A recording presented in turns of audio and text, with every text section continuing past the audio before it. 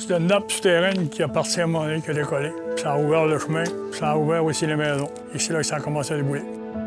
Je vais vous faire découvrir un endroit qui est peut-être mal connu des Québécois, mais qui est un endroit où il y a eu une des plus grandes catastrophes que le Québec ait connues.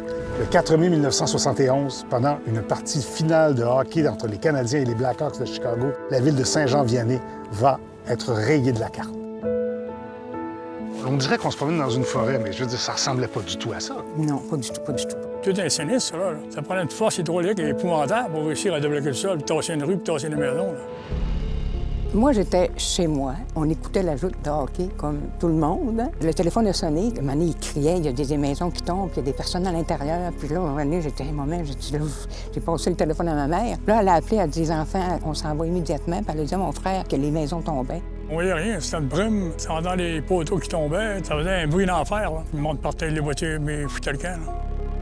Puis le lendemain matin, mon père était correct, mes deux frères aussi. Mais quand j'ai entendu à la radio, tous les noms des personnes sont décédées. Puis là, Jeannette Landry, mon amie, qui est décédée, j'ai trouvé ça dur.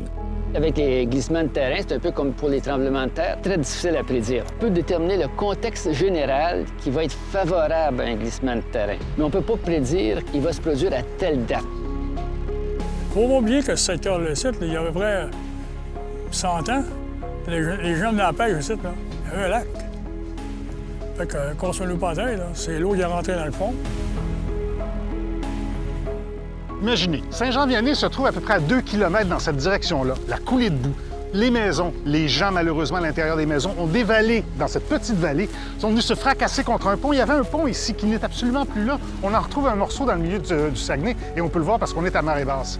Imaginez aussi qu'on a retrouvé des corps jusqu'à Tadoussac. Trouvé à 150 km dans le fjord, là. Il y en a probablement qui sont coincés dans la maison, puis ils n'en sortiront jamais, là. Le monde est resté craintif. Pas tout le monde, il y en a qui sont restés craintifs. Il y en a aussi qui sont décédés après ça à cause de ce sinistre-là. Quand tu es rendu à 70 ans et tu arrives à une fin comme ça, tu perds tout, là. C'est pas trop encourageant, hein?